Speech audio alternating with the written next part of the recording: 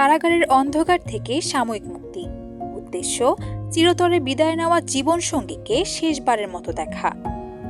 ঢাকায় বাবার মরদেহ রেখে মুন্সিগঞ্জ কারাগারের দরজায় মায়ের প্যারোলের জন্য সন্তানের আকুতি। অবশেষে মিলল অনুমতি, তবে সময় মাত্র 12 ঘন্টা। কারাগারের 4 দেয়াল থেকে কিছু সময়ের জন্য মুক্ত হয়ে চিরতরে চলে যাওয়া জীবনসঙ্গীকে শেষ দেখা দেখলেন নিষিদ্ধ সংগঠন আওয়ামী লীগের সাবেক মন্ত্রী ডাক্তার দীপুমনি।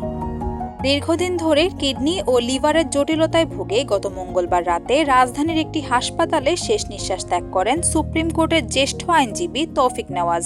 বৈষম্য বিরোধী ছাত্র আন্দোলনের হত্যাকাণ্ডের মামলায় কারাবন্দী দীপুমনির পক্ষে তার মেয়ে ও আইনজীবী 4 দিনের প্যারোল আবেদন করলেও মঞ্জুর হয় 12 ঘন্টা। আজ বৃহস্পতিবার ভোর 6:15টায় কড়া পুলিশি পাহারায় প্রিজন ভ্যানে করে তাকে ঢাকার কলাবাগানের বাসভবনে নেওয়া হয়। শেষবারের মতো স্বামী তৌফিক নেওয়াজকে শ্রদ্ধা জানান তিনি।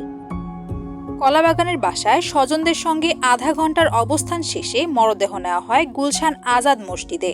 সেখানে জানাজা ও দোয়ার পর বনানী কবরস্থানে সম্পন্ন হয় দাফন শেষে ঘড়ির কাঁটার হিসাব চুকিয়ে এক বুক শূন্যতা নিয়ে ফের মুন্সিগঞ্জ কারাগারে ফিরে যেতে হচ্ছে এই সাবেক মন্ত্রীকে। শেষ হয় কয়েক ঘন্টার ধার করা সময় এক করুণ বিদায়। তবে ঘটনাটি সামাজিক যোগাযোগ মাধ্যমে জন্ম দিয়েছে তীব্র আলোচনার। নেটিজেনদের একদল যখন এই করুণ বিদায় নিয়ে গভীর সহানুভূতি প্রকাশ করছেন, অন্য দল আবার টেনে আনছেন অতীত রাজনীতিকে। তাদের দাবি, আওয়ামী লীগ সরকারের আমলে যেভাবে বিরোধী দলীয় অনেক নেতার স্বজনদের শেষ বিদায়টুকু জানাতে দেওয়া হয়নি, এটি যেন তারই এক নির্মম ইতিহাসেরই পুনরাবৃত্তি। জোবায়দা জয়া, নিউজ ডেস্ক, প্রতিফলন।